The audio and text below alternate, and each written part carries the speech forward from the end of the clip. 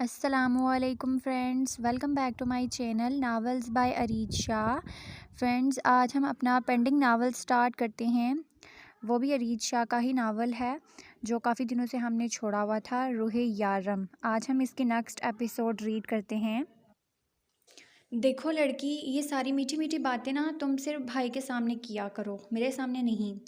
आज फिर उसे अचानक ही याद आ गया कि ड्योल उसके भाई जैसा है, या फिर शायद उसे बताना चाहता था कि ड्योल की ज़िंदगी में उसकी बहुत अहमियत है। आप बैठे, मैं आपके लिए चाय बनाकर लाती हूँ। खाना खाया आपने? रूह पूछने लगी। नहीं, अभी नहीं खाया, अभी जाके खाऊंगा। चाय ले आओ तुम। उसे कहाँ ड्योल उनके घर में कभी खाने पीने को कुछ नसीब होता था। ड्योल के घर जो उम्मीद रखता। हाँ, लेकिन जब से ये लड़की आई थी उसके हाथ का मज़े मज़े का खाना दूसरे तीसरे दिन नसीब हो जाता। लेकिन फिर नहरा दिखाना भी ज़रूरी था। आखिर लैला का दोस्त था और उसे लैला का ही देवर बनना था, और उसका दिल भी तो कहता था कि लैला उससे अच्छी और उससे ज़्यादा खूबसूरत है। ये बात अलग थी कि वो ये बात बताने के लिए कभी यहाँ ना आता। रूह मुस्कुराते हुए उसके लिए खाना लेकर आई। आप आराम से खाना खाएं, फिर मैं आपको चाय बना के दूंगी। खाली पेट चाय नहीं पीते। शार्फ को उस वक्त बहुत भूख लगी थी, इसलिए वो सारे नखरे एक तरफ रख कर खाना खाने लगा। अब यारम को पता लगने से पहले उसे कुछ न कुछ खाने को तो नसीब हो ही चुका था, वरना क्या पता यारम सज़ा के तौर पर उसे कैद खाने में ही डाल देता। शार्फ में बचपना था और छोटा होने की वजह से अक्सर गलतियां कर जाता था, जिसकी सज़ा के तौर पर ड्योल उसे कैद खाने में डालता और वहाँ उसे पतली दाल और रोटी के साथ खाना खाने को मिलता। और सामने रखी किचन कढ़ाई इस पतली दाल रोटी से तो अच्छी ही थी, बल्कि बहुत मज़े की थी। तुम मेरी शक्ल देखना बंद कर जाओ, मेरे लिए चाय बनाओ, उसने ऑर्डर दिया था, जैसे सामने रूह नहीं बल्कि कोई वेटर खड़ी हो। चलो, यारम के आज तक दी गई सज़ा का बदला वो रूह से ले रहा था। ये बात अलग थी कि अगर यारम को इस बारे में पता चल जाता तो वो उससे उल्टा लटकाने में एक सेकंड ना लगाता।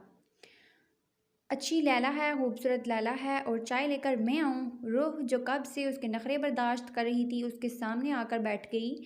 वो तो चाय की उम्मीद लिए बैठा था, अचानक उसे घूरने लगा। तुम भी अच्छी हो तो चाय तो दे सकती हो, शार्फ ने मासूमियत से कहा। वो चाय का आशिक था और चाय के लिए तो वो कुछ भी कर सकता था। मैं भी अच्छी हूँ या मैं ही अच्छी हूँ? वो दोनों हाथ सीने पर बांधे उससे पूछ रही थी। चाय के साथ पकौड़े भी मिलेंगे? उसने जांचती नज़रों से उसे पूछा। हाँ, ज़रूर मिलेंगे। तुम लैला से ज़्यादा खूबसूरत और उसे ज़्यादा अच्छी भी हो, शार्फ किसी रिपोर्ट की तरह बोला था। रूह की हंसी निकल गई। और अगर तुम मुझे चैलेंज करोगे तो ये बात लैला के मुंह पर जाकर कहूँगा। मैं आपको ऐसा चैलेंज क्यों दूंगी? रूह ने कन्फ्यूज़ होकर पूछा। क्योंकि सब मुझे चैलेंज देते हैं जिन्हें मैं पूरा करता हूँ। हमें ज़िंदगी में ना हर किस्म के चैलेंज के लिए तैयार रहना चाहिए। कभी भी हमें कोई भी टास्क दे सकता है। ड्योल कहता है हमें हर किस्म के सिचुएशन को फेस करने के लिए तैयार रहना चाहिए। यह ज़िंदगी है, इसमें कभी भी कुछ भी हो सकता है। इसलिए जो भी मुझे चैलेंज करता है ना, उसका चैलेंज हर कीमत पर पूरा करता हूँ। तो ये बात है, फिर तो मैं भी आपको एक चैलेंज दूंगी, ठीक है? उसके लिए मैं तैयार हूँ, लेकिन उससे पहले तुम्हें मुझे एक बात बतानी होगी। मैं अच्छा हूँ या हिजर? शार्फ को आज पहली बार ये लड़की इतनी बुरी ना लगी थी। शायद आज से पहले वो इसे लैला की नज़रों से देखता था। आपसे तो कभी तफसीली बात ही नहीं हुई। हाँ, हिजर भाई बहुत अच्छे हैं, उसने दिल से तारीफ़ की। मतलब हिजर मुझसे ज़्यादा अच्छा है, शार्फ ने मुंह बनाते हुए कहा।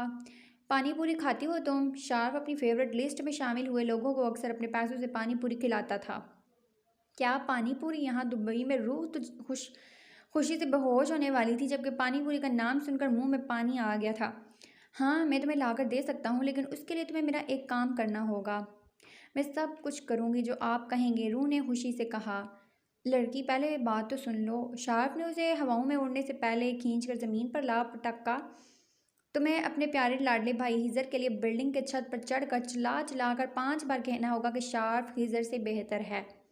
हिजर एक नंबर का लोफर है, शार्फ का कभी मुकाबला नहीं कर सकता। शार्फ ने चबा चबा कर ये लफ्ज़ कहे। इसके बदले में तुम एक नहीं बल्कि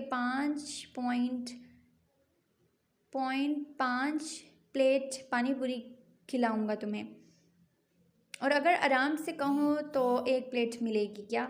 रूह ने मासूमियत से कहा। हाँ, प्यारी बहना क्यों नहीं, लेकिन उसके लिए तुम्हें हिजर के कान में कहना होगा।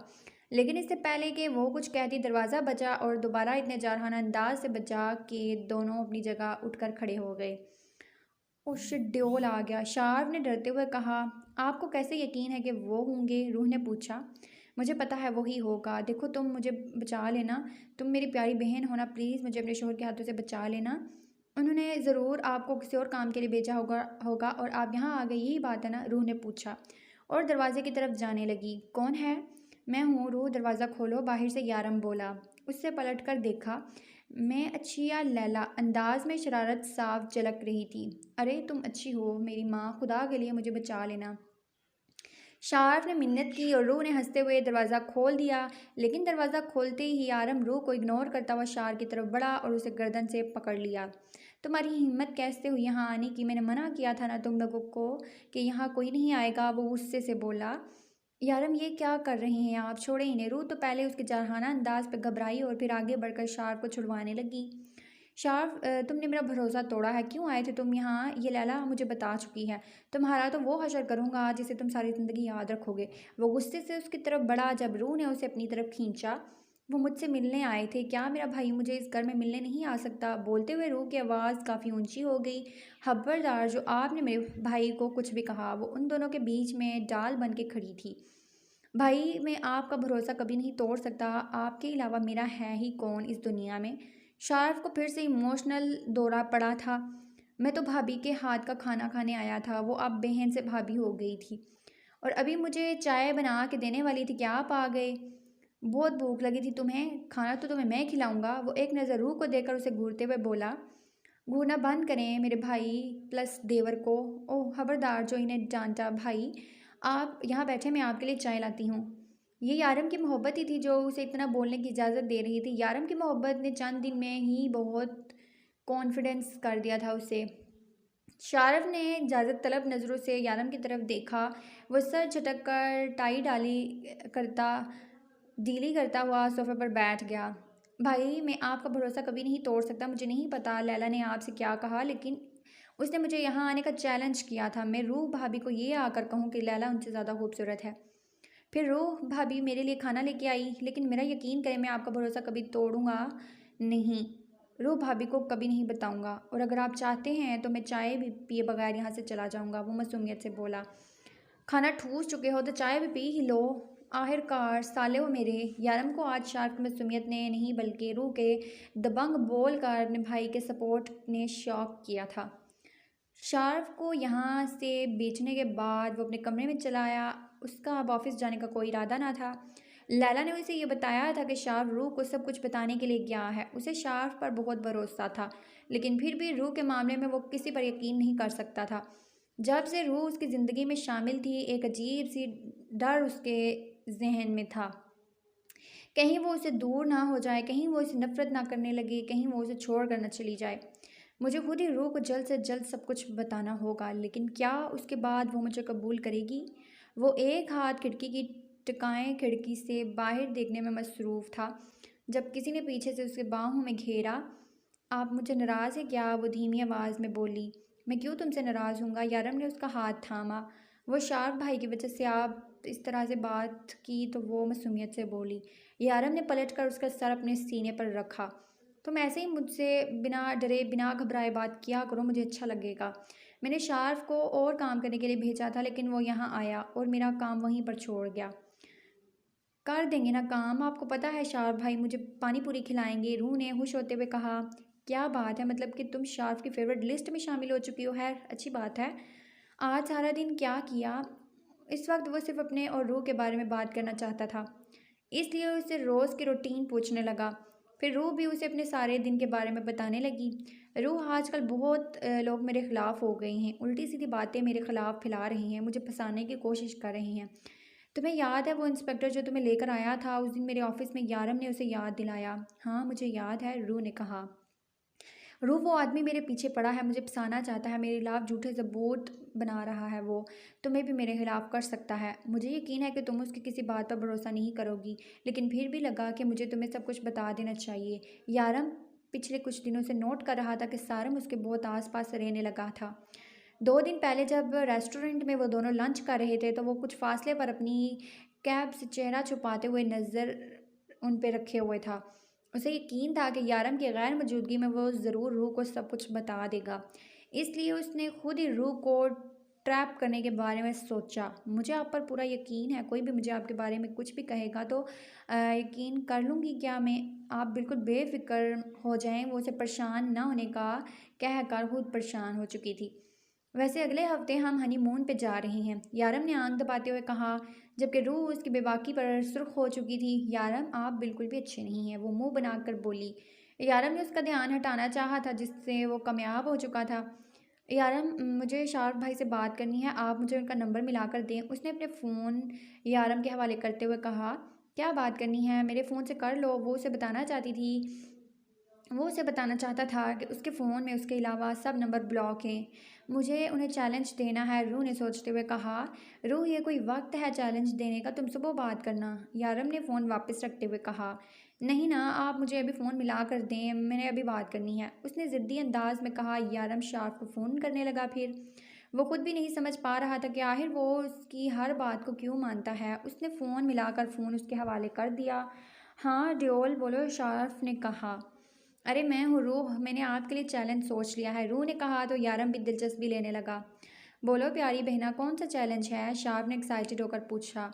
आपको पता है हमारे घर के रास्ते में एक होटल आता है। प्यारी बहना, तुम्हारे घर के रास्ते में एक नहीं बल्कि बहुत सारे होटल आते हैं। कौन से होटल की बात कर रही हो तुम?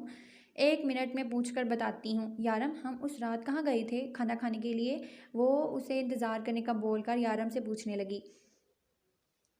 अलहदल फंदक, यारम ने मुख्तसर होटल का नाम बताया। आपको अभी इसी वक्त वहाँ जाना होगा, लेकिन इससे पहले ना आपको आपके रूम में जितने भी बंदे हैं ना, मतलब हिजर भाई और बाकी सब, उन सब के कंबल चोरी करने होंगे। चोरी? लड़की, तुम मुझसे चोरी करवा रही हो? वो भी खजाने नहीं बल्कि कंबल। वो अच्छा हंसा, बदमज़ा हुआ, मगर इस तरफ यारम के डिम्पल्स निमावा हुए। वो जानता था वो क्या करने वाली है। चैलेंज कबूल कर रहे हैं या नहीं? वो इसे चैलेंज की टोपी पहना कर न जाने क्या करने वाली थी। ठीक है प्यारी बहना, अगर ये चैलेंज है तो मैं कबूल करता हूँ, शारफ ने कहकर फ़ोन बंद कर दिया। इस फ्लैट में बहुत सारे लड़के रहते थे जो तकरीबन सभी उनके साथ काम करते थे। शारफ चोरी से बारी बारी सबके बिस्तर के करीब गया और बुरी सफाई से वो उनके ऊपर से कंबल निकालने लगा। हीटर्स चलने की वजह से किसी ने महसूस ना किया। 8 कंबल उसके कब्ज़े में थे। उसने जल्दी से अपनी गाड़ी में डाले और होटल के रास्ते चल दिया। फिर वहां पहुंचकर यारम के फ़ोन पर रूह को फ़ोन किया। वो तो कब से उसके इंतज़ार में बैठी थी। फ़ौरन फ़ोन उठा लिया। अब क्या करो प्यारी बहना, होटल के अंदर चला जाऊँ मैं? नहीं, होटल के सामने पार आपको जगह नज़र आ रही है जो खाली है, वहाँ अंधेरा है, उस पर एक बोर्ड लगा है, शायद बल्ब वगैरह का इश्तहार है।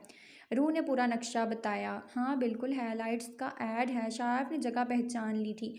ऊपर बोर्ड पर नहीं, वहाँ नीचे देखे, रूह ने कहा। नीचे क्या है? शार्फ ने पूछा।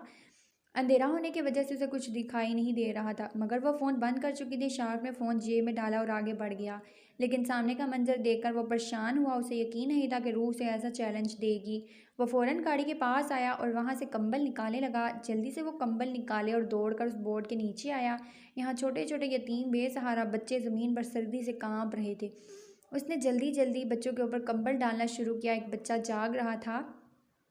क्या तुम्हें सर्दी लग रही है? शार्फ ने पूछा। सर्दी भी और वो भूख भी, बच्चे ने रोते हुए कहा। शायद उसे पहली दफ़ा कोई हमदर्द मिला था। शार्फ ने मज़ीद बोलना ना गया उससे। वो फ़ौरन उठकर उस पार होटल चला गया और वहाँ से उन सब बच्चों के लिए खाना लाया और जल्दी से वापस आकर उन्हें खाना खिलाने लगा। उसकी आंख से एक आंसू छिलका, शायद हमदर्दी का। वो रूह का शुक्रगुजार था, आज उसकी वजह से पहली बार कोई नेकी की थी, वरना उसे तो हमेशा से ऐसे चैलेंजेस मिले थे जिन्हें पूरा करने के बाद उसे या तो बहुत बुरा महसूस होता या खुद पर गुस्सा आता। लेकिन आज उसका दिल खुश था। उसने रूह को फ़ोन किया। रूह ने फ़ोन उठाया। थैंक यू मुझे वर्ल्ड की बेस्ट बहन देने के लिए, बस इतना कहकर फ़ोन बंद कर दिया। वो हंसते हुए यारम को देखने लगी। तुम मुझे भी तो कह सकती थी इस काम के लिए, यारम ने कहा। हाँ लेकिन आप ये काम मेरे लिए करते, शार्प भाई ने ये अपने लिए किया है, वो हंसते हुए बोली। अभी मेरा आखिरी ड्रामा ख़त्म नहीं हुआ। वो फ़ौरन उसके करीब आकर बाहर जाने लगी। एक ये लड़की और दूसरे उसके ड्रामे। वो उठा और उसके पीछे सोफे पर बैठा, जबकि रूह पूरी तरह ड्रामे में डूबी हुई थी। वो कभी टीवी स्क्रीन की तरफ देखता तो कभी अपनी प्यारी बीवी के एक्सप्रेशन, जो सिर्फ ड्रामा देखती नहीं थी बल्कि फील भी करती थी। यारम आपके फ़ोन का पासवर्ड क्या है? उसके सीने पर सर रखे फ़ोन को हाथों में लिए पूछ रही थी। यारम आंखें मूंदे उसके बालों में उंगलियां चला रहा था। गैस करो, यारम ने कहा। ड्योल होगा? रूह ने पूछा। ये तो गलत है, रूह ने मुंह बनाकर कहा। इस इंसान का नाम है उस इंसान का नाम है जिससे मैं बहुत ज़्यादा प्यार करता हूँ। रूह ने मदद करनी चाहिए। रूह ने पहले सोचा, शर्माते हुए अपना नाम लिखने लगी वो। अरे इसका पासवर्ड तो मेरा नाम है, रूह ने शर्माते हुए कहा। क्या बात कर रही हो, मुझे तो पता ही नहीं था। यारम ने हैरानी से कहा। रूह हंसने लगी। आप बहुत अच्छे हैं, वो खुशी से बोली। वो इसे इतना प्यार करता था कि अपना पासवर्ड भी उसके नाम पर था। ऐसे मत कहो, अब तुम फिर से शर्माओगी, मुझे तुम पर फिर से प्यार आएगा और फिर तुम्हें मैं बिल्कुल अच्छा नहीं लगूंगा। यारम शरारत से कहता उस पर झुका, इससे पहले कि वो उसकी बात का मतलब समझ कर भागना शुरू कर गई। वो सुबह उठा तो रूह उसके करीब सो रही थी। जब से उसने रूह को अपनी ज़िंदगी में शामिल किया था, वो काम पर भी देर से जाता था। यही वजह थी कि सुबह नमाज पढ़ के रूह दोबारा सो जाती। वो उसे ऐसे ही सोता छोड़कर फ्रेश होकर बाहर आया। मिसेस यारम काज़मी, आप रोज़ मेरे लिए नाश्ता बनाती हैं, आज आपका शौहर आपको अपने हाथों से नाश्ता करवाएगा। वो कुछ सोचते हुए उसके लिए नाश्ता बनाने लगा। तभी दरवाजे पर दस्तक हुई। उसने जाकर दरवाज़ा खोला तो सामने हीज़र था। मैं यहाँ से जा रहा तो सोचा साथ चलते हैं, वो मुस्कुराते हुए बोला। यारम ने दरवाज़ा खोलकर उसे अंदर आने का इशारा किया। रात को एक अजीब वाक़या हुआ ड्योल, हम सब लड़कों के कंबल चोरी हो गए। मतलब हद है। अब डॉन की गैंग में चोरियां होने लगी हैं। मुझे तो लगता है अपने ही किसी लड़के की शरारत है, हिजर ने कहा तो यारम के गाल पर डिम्पल निमाया हुआ। तुम क्या कर रहे हो? किचन में कुछ करता उसे देखकर पूछने लगा। तुम्हारी भाभी के लिए नाश्ता बना रहा हूँ, यारम ने कहा। मतलब जोड़ों का गुलाम? हिजर हैरान और परेशान उसको देख रहा था। वो रोज़ मेरे लिए नाश्ता बनाती है, मेरे कपड़े धोती है, मेरा घर संभालती है, मेरी हर ज़रूरत का ख्याल रखती है, और अगर एक दिन मैंने नाश्ता बना लिया तो जोड़ का गुलाम हो गया? यारम ने उसकी तरफ देख कर कहा। अरे मेरा वो मतलब नहीं था। उससे पहले कि हिजर कुछ और कहता रूह कमरे से निकली। अस्सलाम वालेकुम भाई, कैसे हैं आप? वालेकुम अस्सलाम, मैं ठीक हूँ। यहाँ आए भाभी, आज आपके हामद मोहतरम ने अपने हाथों से आपके लिए नाश्ता बनाया है। आपने क्यों बनाया? मैं बना देती, रूह ने कहा। तुम रोज़ बनाती हो, सोचा आज मैं बना दूँ। यारम ने उसके लिए कुर्सी घसीटी। हिजर भाई, आपके घर में कौन कौन है? न जाने रूह के दिल में क्या समाई के पूछने लगी। कोई नहीं, हिजर की जगह जवाब यारम ने दिया था। आप मुझे छोड़ें, आप बताएं आपके घर में कौन है? हिजर ने पूछा। शायद वो अपने बारे में बात नहीं करना चाहता था।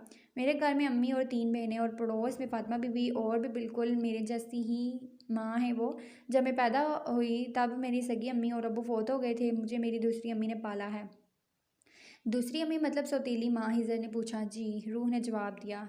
यारम प्लीज़ मुझे आज घर फ़ोन करने दें, वो इतनी मोहब्बत और मिन्नत भरे अंदाज में बोली। यारम उसे देखकर रह गया। अगर वो उसके मुंह पर इनकार करता तो आज वो बहुत हर्ट होती, इसलिए बहाना बनाने लगा। वो दरअसल मेरे पास अब नंबर नहीं है रूह, वरना मैं तुम्हारी बात करवा देता तुम्हारे घर वालों से। यारम ने बात बनाने की कोशिश की। हाँ भाभी, वो जोल का फ़ोन ख़राब हो गया था और नंबर सारे डिलीट हो गए थे। हिजर ने साथ देने की कोशिश की। मेरे पास फातिमा बीबी का नंबर है, मेरी शादी वाले दिन उन्होंने मुझे दिया था, मैं अभी लाती हूँ। ढोल अब क्या होगा? हिजर ने परेशानी से पूछा। मैं उसे खुद से दूर नहीं जाने दूंगा, चाहे जो भी हो जाए। अगर आज सच पता चल भी गया तो भी मैं उसे खुद से दूर नहीं जाने दूंगा। वो मेरी है और मैं जानता हूँ मेरा खुदा उसे मुझसे नहीं छीनेगा। यारम ने कमरे के दरवाजे की तरफ देखते हुए कहा, जहाँ रूह गई थी। वो हाथ में कागज़ एक टुकड़ा लिए उनकी तरफ आई। ये नंबर है, रूह ने उन्हें बताया। बेल जा रही है, वो एक्साइटेड हुई। जबकि हिजर यारम को देख रहा था जो टेबल पर हाथ की उंगली से लाइनें बनाने में मसरूफ़ था। यारम जब टेंशन में होता तो ऐसे करता था और फिर ऐसे ही उस टेंशन की वजह को जड़ से उखाड़ देता। अस्सलाम वालेकुम, कैसी हैं आप फातिमा बीबी? वो चहकते हुए बोली, और यारम को लगा कि कोई उसकी सांसों की डोरी को आहिस्ता आहिस्ता खींच रहा है। हिजर को अंदाज़ा था आज नहीं तो कल रूह को सब कुछ पता चल जाएगा, लेकिन इतना जल्दी? उसे तो यही लग रहा था कि रूह के पास पाकिस्तान का कोई नंबर नहीं है। मैं बिल्कुल ठीक हूँ जी, वो भी बिल्कुल ठीक हैं। नहीं, वो बहुत अच्छे हैं, मेरा मतलब बहुत ख़याल रखते हैं। हाँ, मैं बहुत खुश हूँ। रूह की बातों से यही अंदाज़ा था कि दूसरी तरफ जो औरत है उसे यारम के बारे में कुछ भी नहीं पता। जबकि ये बात यारम पहले ही क्लियर कर चुका था कि शम्स और रूह के झूठे निकाह के बारे में कौन कौन जानता है और कौन नहीं। शम्स का पाकिस्तान में रूह के घर में किसी से भी कोई रब्ता ना था, वो तो सिर्फ एक औरत के थ्रू ये सब कर रहा था। यारम उसकी सारी इन्फॉर्मेशन निकाल चुका था। उसे यकीन था अगर रूह अपने घर फ़ोन करेगी तो इस बारे में कोई भी नहीं जानता होगा, लेकिन फिर भी वो रूह पर कोई रिस्क नहीं लेना चाहता था। पाकिस्तान में मौजूद लोग यही समझते थे कि शम्स जिंदा है और उसके पास है। शम्स की मौत की खबर को उसने बिल्कुल भी फैलने ना दिया। वो इसे खुद से दूर करने के बारे में सोच भी नहीं सकता था। अगर वो सब कुछ पहले ही प्लान ना कर चुका होता तो रूह को इतनी आसानी से पाकिस्तान वो उसे खुद से दूर करने के बारे में सोच भी नहीं सकता था। अगर वो सब कुछ पहले ही प्लान ना कर चुका होता तो रूह को इतनी आसानी से पाकिस्तान में किसी से बात नहीं करने देता। लेकिन फिर भी उसके अंदर एक डर था, कहीं रूह उससे दूर ना हो जाए, कहीं उसे सब कुछ पता ना चल जाए। वो कितनी ही देर उसके फ़ोन पर फ़ातिमा बीबी से बातें करती रही, जबकि यारम भी अभी बेफ़िक्री से नाश्ता कर रहा था। मैंने तुम्हें रूह के पासपोर्ट और कार्ड का कहा था। हाँ, मैं दोनों में इंतज़ाम कर देता हूँ दोनों का। मैं सब कुछ करवा चुका हूँ। इज़र भी पुरसकून हो गया। यारम, ये मेरा आईडी कार्ड है। वो तो आईडी कार्ड, पासपोर्ट और हनीमून के टिकट हाथों में लिए बेयकीनी से पूछ रही थी। हाँ मेरी जान, ये तुम्हारा है। तुम्हें याद नहीं, तुमने फ़ोटो बनवाया था और इन पेपर पे अपने साइन भी किए थे। मैं कितनी अच्छी लगी हूँ ना इसमें, वो कार्ड पर अपना फ़ोटो देखते हुए बोली। यारम बेहतियात मुस्कुराया। मेरी जान है ही बहुत खूबसूरत। इसका माथा चूमते हुए प्यार से उसके हाथ से पेपर्स लिए, क्योंकि उसे हनीमून और पासपोर्ट से ज़्यादा अपने कार्ड बनने की खुशी थी। 2 दिन के बाद हम यहाँ से अपने हनीमून टावर के लिए निकल रहे हैं, लेकिन इससे पहले यहाँ पर तुम्हारी सारी रजिस्ट्रेशन ज़रूरी है। तुम्हें फ़ेक पासपोर्ट से दुबई बुलाया गया था, वो सब कुछ भी ठीक करवाना होगा। यारम ने सोचते हुए कहा। ओफ यारम, अगर आप मुझे ठीक तरीके से यहाँ बुलाते तो ये सब कुछ होता ही नहीं। एक मुसीबत, पता नहीं आपको इतनी जल्दी क्यों थी। रूह टेढ़े मुंह बनाती हुई लेट गई। हाँ तो तुम्हारे बगैर नहीं रहा जा रहा था। वो इस पे झुकता ज़ोर से उसका गाल चूमते हुए बोला। यारम, हम कहाँ जाएंगे? वो एक्साइटेड होकर उसकी तरफ करवट लेकर पूछने लगी। आइसलैंड, उसने उसके गिर्द अपने बाजू हमायल करते हुए कहा। यहाँ से कितनी दूर है? ज़्यादा नहीं, फ़्लाइट में 11 साढ़े 11 घंटे लग जाते हैं। या लग 11 साढ़े 11 घंटे, इतनी देर हम कैसे बैठेंगे जहाज़ में? वो इसके मज़ीद करीब होकर पूछने लगी। वैसे ही जैसे तुम पाकिस्तान से दुबई तक बैठी थी। पाकिस्तान से दुबई बहुत दूर है ना? आइसलैंड भी दुबई से बहुत दूर है। वहाँ पर पहाड़ हैं। यारम ने उसकी बातें सुनते हुए सोने के लिए आंखें बंद की तो वो उसके मुंह पर हाथ रख कर पूछने लगी। वो अक्सर ऐसे ही बातें करते हुए सोते थे, लेकिन आज शायद रूह के सोने का कोई इरादा ना था। हाँ, वहाँ पर पहाड़ हैं, बर्फ़ है, समुंदर हैं और बहुत सर्दी भी है। अक्टूबर के एंड में दुबई में खासी गर्मी थी। सिर्फ रात के वक्त थोड़ी बहुत सर्दी लगी, लेकिन यहाँ के लोग तो इतने नाजुक थे कि अभी से कंबल लेने लगे, जबकि रूह को अपने कंबल बिल्कुल भी अच्छा नहीं लगता था अपने ऊपर। अगर रात में यारम गलती से उस पर कंबल डाल लेता तो वो जल्दी से हटा देती और कहती, इतनी गर्मी में आप कैसे कंबल लेके सोते हैं? जबकि इस इलाके में समुंदर के करीब होने की वजह से यहाँ काफ़ी ठंडक पड़ रही थी। रात ऐसे ही गुजरी। सारी रात यारम उसकी बातें सुनता रहा। मुझे ऐसे आइसलैंड में घूमने फिरने की वो बात कर रही थी। यारम सुनकर हंसने लगा। वहाँ बहुत सर्दी है मेरी जान। हाँ, जैसे यहाँ आपको बहुत सर्दी लगती है, बिल्कुल वैसे ही ना। मैं पहले बता देती हूँ, हम सारी जगहों पर घूमने जाएंगे। खबरदार जो आप वहाँ जाकर बिस्तर में घुसे तो। वो अभी से उसे धमकियाँ दे रही थी। वो जब भी सोने लगता फिर उसे कोई बात याद आ जाती। सारी रात सोती जागती कैफियत में गुजर गई, जबकि रूह तो एक सेकंड के लिए भी ना सोई थी। सुबह उठते ही नाश्ता करके यारम अपने काम पर जाने लगा। वो हनीमून पर जाने से पहले सारा काम निपटा देना चाहता था। वो दरवाजे पर रुक के रूह का इंतज़ार करने लगा, जो कि किचन में खड़ी बर्तन धो रही थी। रूह यार, जल्दी आओ, मुझे काम पे जाना है। उसने पुकारा तो जल्दी जल्दी हाथ साफ करती किचन से बाहर आई। रूह यारम से हाइट में काफ़ी कम था। यारम को उसके सामने मुकम्मल झुकना पड़ता। यारम उसके सामने झुका और हमेशा की तरह उसने शर्माते हुए इसके सर पर बोसा दिया। ये आदत उनके निकाह के रूह से बरकरार थी, जबकि यारम को उसकी ये आदत सबसे प्यारी लगी थी। उसके सर पर प्यार करके वो हमेशा शर्माती और इस प्यारी सी अदा पे यारम के डिम्पल नुमायाँ होते। फिर यारम ने दरवाज़ा बंद करने का ऑर्डर दिया, जिसकी रूह ने तकमील करते हुए फ़ौरन बंद किया और एक बार फिर से आइसलैंड के बारे में सोचने लगी। कल तकरीबन 1 घंटा फ़ातिमा बीबी से बातें करती रही। उसके उनसे घर का नंबर भी मांगा था, लेकिन फ़ातिमा बीबी ने कहा कि उन्हें तो कभी नंबर की ज़रूरत नहीं पड़ी, लेकिन कल या परसों वो उसके घर जाकर उसकी अम्मी का नंबर ले लेंगी। वो चाहती थी कि वो आज ही अम्मी से बात कर ले, लेकिन यारम ने कहा था कि हनीमून पर कोई उन्हें डिस्टर्ब नहीं करेगा। शार्फ ऑफिस पहुंचा। सबसे पहले टकराव उसका लैला से हुआ। तुम मुझे इग्नोर क्यों कर रहे हो? मैं तुमसे बात करना चाहती हूँ और तुम मुझे देखते तक नहीं। क्या मसला है तुम्हें? मुझे कोई मसला नहीं है, लेकिन मैं तुमसे बात नहीं करना चाहता। तुमने जो उस दिन मेरे साथ किया है वही बहुत है। तुमने ड्रोल की नज़र में मुझे गिरा दिया, लेकिन तुमने मुझे ड्रोल की नज़र में गिराने की कोशिश की है। लेकिन लैला, मुझे लगा था तुम चाहे कितनी भी मतलबी क्यों ना हो जाओ, लेकिन अपने मतलब के लिए किसी दूसरे का इस्तेमाल नहीं करोगी। बहुत गलत सोच थी तुम्हारी। मेरी ये सोच थी, मैं ये सोचता था कि तुम ड्रोल को समझती हो, तुम उसके लिए एक परफेक्ट लाइफ पार्टनर हो, लेकिन सच तो ये है कि तुम उसके काबिल ही नहीं हो। शार्फ ने एक एक लफ्ज़ चबा चबा कर बोला। तुम उस 2 टके की लड़की के लिए ज़ुबान संभाल कर बात करो लैला। मेरी बहन के बारे में बात कर रही हो तुम। अगर एक भी लफ्ज़ और कहा तो ज़ुबान काट दूंगा तुम्हारी। वो गुस्से से धड़ा, जबकि लैला तो उसका अंदाज़ और लहजा देकर रह गई।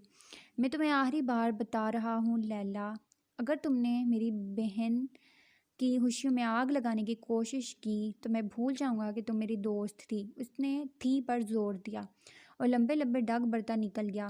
जब लैला सुर्ख चेहरा लिए उसे जाते हुए देख रही थी। फुरकान भाई, मेरी मदद करें, ड्रोल ने मेरे भाई को मार दिया मेरी आंखों के सामने। आप यकीन नहीं करेंगे उसने मेरे भाई को कैसे तड़पा तड़पा कर मारा। उसने मेरे सामने उसके मुंह में तेजाब से भरी हुई बोतल डाल दी। उसकी सारी सांसें घुल चुकी थी। भाई, वो मेरे सामने मर गया। मैं कुछ नहीं कर सका, यहाँ तक कि वो मेरे पास मौजूद सारी वीडियोस भी डिलीट करवा चुके हैं। मुझे और कुछ नहीं चाहिए, बस मुझे मेरे भाई की मौत का बदला लेना है। फुरकान भाई, आपके अलावा और कोई मेरी मदद नहीं कर सकता। इकराम दादा भी हमारे ख़िलाफ़ हैं, उन्हें भी ये काम नहीं पसंद और ना ही वो इस मामले में मेरी मदद, वरना वो ज़रूर करते, लेकिन उसे ड्योल के काम करने का अंदाज़ पसंद है। फुरकान भाई, मैं आपके सामने हाथ जोड़ता हूँ, मुझे और कुछ नहीं चाहिए, बस अपनी आंखों से ड्योल की लाश देखना चाहता हूँ। राशिद उस वक्त अपने सोफ़े पर बैठे फुरकान की मिन्नतें कर रहा था। फुरकान का बहुत बड़ा गैंग था, वो अपने आप में बहुत पावर रखता था। वो इस इलाके पर हुकूमत करता था, पर ड्योल को अपना सबसे बड़ा दुश्मन मानता था। तुम फिक्र मत करो राशिद, मैं तुम्हारे साथ हूँ। और जहाँ तक बात अकरम दादा की है, तो हम उनको सिर्फ यही बताएंगे कि ड्योल के हाथों तुम्हारा भाई मारा गया, ये नहीं कि वो क्यों मारा गया। अकरम दादा हमारा साथ ज़रूर देंगे और फिर लगे हाथ में भी ड्योल से अपने पुराने हिसाब झुका लूँगा। लेकिन ड्योल को ख़त्म करना इतना आसान भी नहीं। वो बाज की तरह नज़र रखता है, शेर की तरह धाड़ना जानता है, तो चीते की तरह चीरना भी जानता है। वो इतनी आसानी से हमारे हाथ नहीं आएगा। ऊपर से उसकी कोई कमज़ोरी भी नहीं, ना दोस्त, ना साथी, ना औरत, ना दौलत। आखिर किस तरह से हम उसको मात दें। ड्योल को रास्ते से हटाना आसान नहीं, लेकिन हम अकरम और हम एक साथ हो जाएंगे तो ये ज़्यादा मुश्किल भी नहीं रहेगा। तुम सब कुछ संभाल लोगे ना हिज़र? मुझे शिकायत का मौका ना मिले, और शार्फ की तरफ से तो हरगिज़ नहीं। वो इस वक्त हिज़र को सारा काम समझा रहा था और वो अपने पीछे हिज़र को छोड़कर जा रहा था। तुम बिल्कुल फ़िक्र मत करो, मैं हूं ना, तुम ठीक से अपना हनीमून एंजॉय करना। यहाँ मैं सब कुछ संभाल लूँगा और शार्फ की तरफ से भी तुम्हें कोई शिकायत नहीं मिलेगी। हाँ, लेकिन मैं लैला की कोई गारंटी नहीं दे रहा। वो सरफरी लड़की 3 दिन से यहाँ नहीं आ रही थी और आज आई है तो बाहर बैठी अपने फैशन की दुकान खोल रखी है। मैंने उसे कहा थोड़ा काम पे ध्यान दो, तो कहती है जिस पर ध्यान देती थी उसे तो मेरा ध्यान ही नहीं। मुझे तो लगता है उसका सर घूम गया है। हिजर लैला से काफ़ी उकताया हुआ था, जो किसी को खाते में ही नहीं ला रही थी, जबकि हैकिंग का सारा काम सिर्फ लैला कर रही थी, जो बहुत दिनों से रुका हुआ था। बुलाओ उसे, मैं खुद बात करता हूँ। यारम के आर्डर पर हिजर ने फ़ौरन उसे बुलाया और अगले 5 मिनट में वो इसके कैबिन में थी। देखो लैला, अगर तुम्हें काम करने में इंटरेस्ट नहीं है तो तुम यहाँ से हमेशा के लिए जा सकती हो। मुझे तुम्हारे जैसे वर्कर नहीं चाहिए, ड्योल ने दो टोक लहजे में कहा। मैंने कब कहा मुझे इंटरेस्ट नहीं है? मैं आज ही सारा काम निपटा दूंगी। लैला जानती थी कि ड्योल उसे वापस वहीं पर भेज देगा जहाँ से वो उसे लाया था, और वहाँ वापस तो मरते दम तक नहीं जाना चाहती थी। लेकिन उसे ये नहीं पता था कि शायद इतनी जल्दी यहाँ इसकी शिकायत पहुँच जाएगी। तुम जा सकते, जाओ अपना काम करो। अगले आर्डर पर लैला फ़ौरन कमरे से बाहर निकल गई। वो दूसरी लड़की कहाँ है? जोल ने मासूमा का पूछा। वो शार्फ के साथ साइट पर काम देखने गई है। शार्फ ने कहा था कि वो दोनों साइट पर काम करेंगे और वह शार्फ की मदद करेगी। शार्फ को साइट पर काम करने के लिए कब से मदद की ज़रूरत पड़ने लगी? जोल ने पूछा। जब से मासूमा मोहतरम आई हैं, हिजर ने जल कर जवाब दिया। वो बैठी सोच रही थी कि आइसलैंड में जाने के लिए वो कौन से किस्म के कपड़े पैक करे कि दरवाजे की घंटी बजी। अरे ये कौन आ गया? यारम का तो अभी वापसी का टाइम नहीं हुआ, ज़रूर शार्फ बाई होंगे। वो सोचते हुए दरवाजे की तरफ आई। दरवाज़ा खोला तो सामने वो इंसान खड़ा था। उसे पहचानना उसके लिए मुश्किल ना था। ये तो वही इंस्पेक्टर था जो उससे उस दिन यारम के ऑफिस छोड़ के आया था। अस्सलाम वालेकुम, कैसी हैं आप? क्या मैं अंदर आ सकता हूँ? उसने मुस्कुराकर पूछा। वालेकुम सलाम, आई एम सॉरी, मेरे शौहर घर पर नहीं है, आप अंदर नहीं आ सकते। रूह को यारम की बातें याद आई। यारम ने उसे बताया था कि यह आदमी उसे फंसाना चाहता है। इट्स ओके, ठीक है, मैं अंदर नहीं आ रहा। वो उसकी तरफ देख के मुस्कुराया। मैं तो बस आपसे ये पूछने आया था, क्या आप जानती हैं कि आपका शौहर क्या काम करता है? सारम फ़ौरन अपने मतलब की बात पे आया। जी हाँ, वो एक कंपनी चलाते हैं, रूह ने फ़ौरन जवाब दिया। किस किस्म की कंपनी? सारम ने पूछा। वो कोई दवाइयों में की कंपनी चलाते हैं। किस किस्म की दवाइयाँ? जान बचाने वाली दवाइयाँ, रूह ने जवाब दिया। बहुत गलत मालूमात दी गई है आपको। आपके शौहर जान बचाने वाली दवाइयाँ नहीं बल्कि जान लेने वाले असले की खरीदो फरोख्त करते हैं। यहाँ तक कि कई लोगों की जान भी ले चुके हैं। आई एम सॉरी रूह, लेकिन तुम्हारा शौहर एक कातिल है। दुबई का एक बहुत बड़ा डॉन है। डॉन का मतलब समझती हो तुम? गुनाहों की दुनिया का बादशाह। एक कातिल जिसकी नज़रों में किसी की जान की कोई अहमियत नहीं। चिट्टा, खबरदार जो आपने मेरे शौहर के खिलाफ एक लफ्ज़ भी कहा, मेहरबानी फरमा के यहाँ से चले जाएं, या फिर मैं गार्ड्स को बुलाकर आपको धक्के मरवा कर यहाँ से बाहर निकलवाऊँ। रूह खुद भी नहीं जानती थी कि उसमें इतनी हिम्मत कहाँ से आई। रूह, तुम बहुत बड़ी गलती कर रही हो। तुम्हारा शौहर इतना अच्छा नहीं है जितना वो बन रहा है। तुम्हें धोखे में रखा हुआ है। बहुत पछताओगी रूह, मेरी मदद करो। ऐसे इंसान की आम दुनिया में कोई जगह नहीं है, उसकी जगह जेल के अंदर है। वह इंसान नहीं, दरिंदा है। जोल का मतलब समझती हो? शैतान। वो एक शैतान है। रूह, और इंसानों की दुनिया में शैतानों के लिए कोई जगह नहीं है। बस करें, खुदा के लिए चले जाएं यहाँ से। रूह तकरीबन चिल्लाते हुए बोली और उसके मुंह पर ज़ोरदार थप्पड़ मारकर दरवाज़ा बंद कर दिया। सारम काफ़ी देर खड़ा दरवाज़ा खटखटाता रहा, लेकिन रूह ने दरवाज़ा नहीं खोला। थोड़ी देर के बाद वो चला गया। रूह ने यारम को फ़ोन करके सब कुछ बताया। वो फ़ोन पर भी मुसलसल रो रही थी। वो तो शुक्र है यारम, आपने ये सारी बातें मुझे पहले ही बता दी, वरना ना जाने ये गिरा हुआ आदमी मुझे आपके खिलाफ क्या क्या बताता। आपको पता है वो क्या कह रहा था? वो कहता है आप कातिल हैं, आपने खून किए हैं लोगों के। लेकिन मैंने उसे बता दिया कि आप ऐसे नहीं हैं और ना ही आप ऐसा कभी कर सकते हैं। वह रोते हुए बोल रही थी और उसका हर आंसू यारम के दिल पर गिर रहा था। मैंने तुम्हें मना किया था सारम, मेरे काम में दखल अंदाजी कर सकते हो लेकिन मेरी पर्सनल लाइफ में नहीं। तुमने मेरी रूह को मुझसे दूर करना चाहा, उसकी कीमत तुम्हें चुकानी पड़ेगी। रूह का फ़ोन बंद होते ही उसने सारम को फ़ोन किया। उसका नंबर देखते ही सारम ने फ़ोन उठाया। भाभी के हाथ का थप्पड़ कैसा लगा? पहला सवाल ही बेढंगा सा था। यारम, तो बहुत तू गलत कर रहा है। उस लड़की को धोखा देकर आज नहीं तो कल उसे सब कुछ पता चल जाएगा। फिर क्या करेगा तू? आज सबूत नहीं था मेरे पास, कल ज़रूर होगा। और तुझे लगता है कि वो तेरे सबूतों पर यकीन करेगी? यारम ने मुस्कुराकर कहा। सोचना भी मत सारम, वो कभी तुझ पर यकीन नहीं करेगी, लेकिन मेरी पीठ पीछे मेरे घर आकर बहुत बड़ी गलती की है तूने। आज के बाद ऐसी गलती मत करना, वरना तू जानता है मेरे साथ गद्दारी करने वालों का अंजाम क्या होता है। यकीन कर, मैं अभी तक तेरी उस दोस्ती की खातिर तुझे छोड़ रहा हूँ जो कभी हमारे दरमियान थी। आज के बाद रूह से दूर रहना, इतना दूर के ढूंढने पर भी नज़र ना आओ, वरना अपनी बीवी और बच्चे को देखने के लिए तरस जाओगे। यारम ने उसकी बात काटते हुए कहा। और तो अब तुम अपने मियार से गिर कर मुझे मेरी बीवी और बच्ची की धमकियाँ दे रहे हो? सारम गुस्से से चिल्लाया। अगर तुम मेरी पर्सनल लाइफ में इंटरफेयर करोगे तो मुझे भी तो करना पड़ेगा ना सारम। जिस तरह से तुझे भाभी और मायरा अजीज़ है, उस तरह मुझे भी रूह अजीज़ है। दूर रहना उससे। यारम ने फ़ोन काट कर शार्फ को फ़ोन किया। हाँ रियोल, बोलो। नज़र रखो इंस्पेक्टर पर, आज मेरे घर पहुंच गया था। डोंट वरी, मैं नज़र रखता हूँ उस पर। शार्फ का जवाब सुनकर उसने फ़ोन काट कर टेबल पर रखा और कुर्सी की पुश्त से टेक लगाकर बैठ गया। ये तुमने अच्छा नहीं किया सारम, अगर वो मुझसे दूर हुई तो मैं तुम्हें ज़िंदा नहीं छोड़ूंगा। आंखें बंद किए वो अपना गुस्सा कंट्रोल करने की कोशिश कर रहा था। आज यारम और रूह की आइसलैंड की फ़्लाइट थी। रूह तो जाने के लिए बहुत एक्साइटेड थी, लेकिन जहाज़ में बैठने में उसे डर लग रहा था। पहले पाकिस्तान से दुबई आते हुए भी वो कितना डर रही थी, लेकिन तब वो अकेली थी। अब यारम उसके साथ था। वो इस वक्त एयरपोर्ट पर बैठे अपनी फ़्लाइट के इन्वेस्टमेंट का इंतज़ार कर रहे थे। रूह तो ये सोच सोच कर खुश हो रही थी कि वो पहाड़ी, समुद्रों और बर्फ़ के बीच जा रही है। वो तो अपने घर से भी कभी बाहर ना निकली थी और अभी इतने दूर दूसरे मुल्क में वो हमेशा के लिए बर्फ़ गिरते देखना चाहती थी। लेकिन मुल्तान जैसे शहर में बर्फ़ गिरना एक ख्वाब जैसा था। यारम का सारा ध्यान उसके चेहरे के एक्सप्रेशंस पर था, जहाँ एक रंग आ रहा था और एक रंग जा रहा था। वो अपने चेहरे से अपने दिल का हाल छुपा नहीं सकती थी। सारम के बारे में उसने रूह को दोबारा यही बताया कि वो उसे फंसाना चाहता है, वो उसके दुश्मनों के साथ मिला हुआ है। रूह का उसकी एक एक बात पर ईमान लाना यारम को गिल्ट में मुब्तला कर रहा था, लेकिन फिर भी वो उसे कुछ नहीं बता पाया और ना ही उसे कुछ बताने का इरादा रखता था। थोड़ी देर में फ़्लाइट की इन्वेस्टमेंट हो गई। यारा, मेरा हाथ पकड़ रखिए, मुझसे एक सेकंड के लिए दूर मत जाइएगा। सारा वक्त मेरे साथ रहिएगा। अगर मैं सो गई तो मुझे अकेला छोड़ के कहीं मत जाइएगा, मुझे बहुत डर लगेगा। रूह उसके साथ तकरीबन चिपकी हुई तेज़ तेज़ बोल रही थी। मेरी जान, मैं तुम्हें छोड़कर कहीं नहीं जाऊँगा। वो उसे अपने साथ लिए अपनी सीट पर आ बैठा था।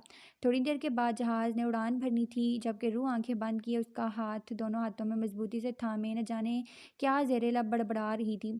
यारम ने ज़रा गौर किया और उसके लबों के पास अपना कान रखा तो पता चला वो कुरानी आयत पढ़ रही थी।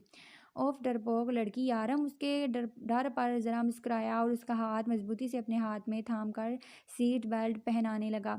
और फिर जब फ़्लाइट उड़ान भरने लगी तो वो चीख मारे उसके सीने में छुपी। शायद लोगों के लिए ये कोई नई बात नहीं थी, इसलिए किसी ने भी मुड़ कर ना देखा, और अगर कोई देखता भी तो कौन सा, यारम को परवाह थी। वो तो उसे अपने सीने से लगाए बिल्कुल पुरसुकून था। रूह उस तरफ देखो। यारम ने उसे खिड़की की तरफ मतवज्जा किया, जहाँ से बुर्ज खलीफा की बिल्डिंग बिल्कुल उनके सामने नज़र आ रही थी।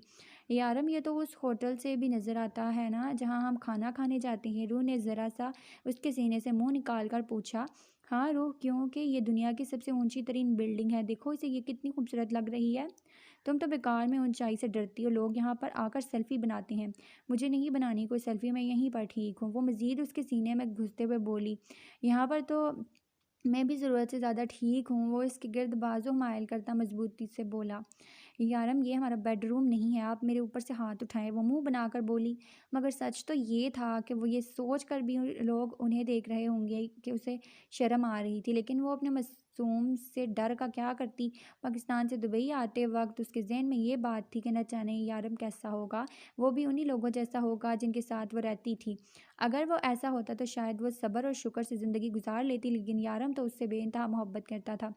और रूह की नज़र में वो बिगड़ चुकी थी। यारम की मोहब्बतों ने उसे बिगाड़ दिया था। अब वो यारम की सख्ती बर्दाश्त नहीं कर सकती थी। उसे अब सिर्फ यारम की मोहब्बत ही चाहिए थी। यारम का इसकी परवाह करना, उसका ख्याल रखना, उसे मोहब्बत देना, कोई भी बात उसे प्यार से समझाना, अगर ये सब कुछ बदल जाए तो शायद रूह ज़िंदा भी ना रह पाए। तो ठीक है, तुम भी ज़रा अपने मेरा मतलब है मेरे सीने से बाहर निकलो। आखिर ये हमारा बेडरूम थोड़ी है। उसने रूह के सर को ज़रा सा अपने आप से अलग किया, मगर रूह ने दोबारा से रख लिया। नहीं, मैं यहीं ठीक हूँ, बस आप अपने आप पर कंट्रोल करें। तो फिर मैं भी ऐसे ही ठीक हूँ। यारम ने फिर से उसके गिर्द बाजू हमायल किए। प्लीज़ नहीं ना। रूह ने मासूम सी शक्ल बनाकर उसकी तरफ देखा तो यारम ने उसके गिर्द से हाथ हटाए और थोड़ी ही देर बाद वो गहरी नींद सो गई। तो यारम ने अपने हाथ दोबारा से उसके गिर्द रख लिए ताकि उसकी नींद खराब ना हो। आंख खुली तो यारम अब भी उसके गिर्द अपने बाजू का घेर बनाए उसे अपने सीने से लगाए मोहब्बत से देख रहा था। यारम, हम अभी तक नहीं पहुँचे? रूह ने आंखें मलते हुए पूछा। वो गहरी नींद से जागी थी। नहीं मेरी जान, अभी तो बमुश्किल आधा सफ़र हुआ है, ये तो बहुत दूर है। रूह मासूमियत से कहती एक बार फिर से उसके सीने पर सर रख गई। यारम, आइसलैंड क्या गोरों का मुल्क है? नींद तो वो पूरी कर चुकी थी, तो उसका सवाल लाना अब शुरू हो गया। हाँ, ये अंग्रेज़ों का मुल्क है। यारम रूह से पहले कभी किसी से इतनी बात नहीं करता था। वो ये सोचता था कि वो इतने सवाल कहाँ से लाती, और वो बिना उकताए उसके हर सवाल का जवाब मोहब्बत से देता था। मैंने तो खबरों में भी कभी इस मुल्क के बारे में कुछ ख़ास सुना नहीं। हाँ, क्योंकि इस मुल्क में कुछ ख़ास होता ही नहीं। हर मुल्क अपनी लड़ाइयों और फ़ौज की वजह से मशहूर होता है, जबकि आइसलैंड में ऐसा कुछ नहीं होता। आइसलैंड के चारों तरफ समुंदर है। तुम्हें पता है रो, आइसलैंड दुनिया का वो वाहिद मुल्क है जिसमें कोई फ़ौज सिरे से है ही नहीं। यारम ने उसकी मालूमात में इजाफा किया। क्या मतलब? फ़ौज के बगैर मुल्क कैसे चलता है? क्या उन पर हमले नहीं होते? रूह हैरानी से पूछने लगी।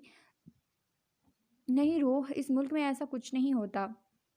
ये दुनिया का सबसे अमन पसंद मुल्क है। यहाँ पर कोई फ़ौज नहीं, यहाँ तक कि यहाँ की पुलिस भी अपने पास पिस्तौल, बंदूक या इस तरह की कोई चीज़ नहीं रखती। यहाँ के पुलिस में सिर्फ़ नाम की पुलिस है, इस मुल्क को पुलिस की भी ज़रूरत नहीं। यहाँ के लोग एक-दूसरे से बेवजह नहीं लड़ते, यहाँ की औरतें अपने शौहर के साथ बेवफ़ाई नहीं करती। यहाँ के मर्द एक ही शादी करते हैं और शादी से पहले किसी के साथ कोई ताल्लुकात भी नहीं रखते। और सबसे ख़ास बात, इस मुल्क में जानवर नहीं हैं, और जो हैं वो नज़र नहीं आते। मेरा मतलब है, इस मुल्क में जानवरों की तादाद सिर्फ़ 1,500 है और इंसानों की तादाद 3.5 लाख से ज़्यादा। अब 3 लाख लोगों में सिर्फ 1,500 जानवरों को ढूंढना तो नामुमकिन है। यहाँ के लोग जानवर नहीं पालते। इस मुल्क की करेंसी की कीमत बहुत कम है, लेकिन सबसे अहम बात, ये दुनिया के सबसे अमीर तरीन मुल्कों में 90 नंबर पर है। और कोई सवाल? यारम के जहन में जो सवाल थे सब उसे बता चुका था, लेकिन फिर भी शरारत से उसे पूछने लगा। वो नफ़ी में सर हिला गई। एक सवाल और है, फिर अचानक उठकर बोली, उसे आइसलैंड क्यों कहते हैं? क्योंकि ये दुनिया का सर्द तरीन इलाका है जहाँ सबसे ज़्यादा बर्फ़ गिरती है। यारम ने ठहर ठहर कर जवाब दिया। यारम, ये खूबसूरत तो है ना? मेरा मतलब है, जो कुछ आप बता रही हैं इसके बाद मुझे नहीं लगता कि ये जगह कुछ ख़ास खूबसूरत होगी। रूह ने मुंह बनाकर कहा तो यारम मुस्कुराया। ये दुनिया के खूबसूरत तरीन इलाकों में से एक है। आपको तो इस मुल्क के बारे में बहुत कुछ पता है। आप यहाँ पहले आए हैं? हाँ, मैं जब भी सुकून चाहता हूँ मैं यहाँ आता हूँ। अभी तो मैंने तुम्हें ठीक से कुछ बताया भी नहीं। तुम्हें पता है, इस मुल्क में इतनी सर्दी होने के बावजूद भी लोग ज़्यादा कपड़े पहनना पसंद नहीं करते। याराम ने मुस्कुराते हुए बताया। क्या मतलब, यहाँ के लोग कपड़े नहीं पहनते? रूह के कहते हुए गाल सुर्ख हो रहे थे। पहनते हैं, लेकिन ज़्यादा नहीं पहनते, कम कम पहनते हैं। यारम के डिम्पल गहरे हुए। इसके अलावा एक अहम मुलाकात जो मैं वहाँ पहुँच कर बताऊँगा तुम्हारे लिए सरप्राइज़ से कम नहीं होगी, यारम ने मुस्कुरा कर बताया। यारम ने उससे और भी कुछ बताना चाहा, लेकिन रूह तो अभी तक कपड़ों वाली बात पे अटकी थी। आइसलैंड अंधेरे में डूबा हुआ था। यारम, हमें बचते हुए तो रात हो गई पहुंचते हुए। रूह ने उसका हाथ थामते हुए कहा तो यारम ज़रा सा मुस्कुराया। नहीं, यहाँ रात नहीं हुई, यहाँ दोपहर का 1:30 बज रहा है, यारम ने बताया तो वो हैरान और परेशान उसे देखने लगी। क्या मतलब है आपका? अगर यहाँ दोपहर है तो इतना अंधेरा क्यों हो रहा है, जैसे शाम हो? रूह ने देखते हुए कहा। यही तो वो मामलात है जो तुम्हें तुम्हें मैं बता देना चाहता था।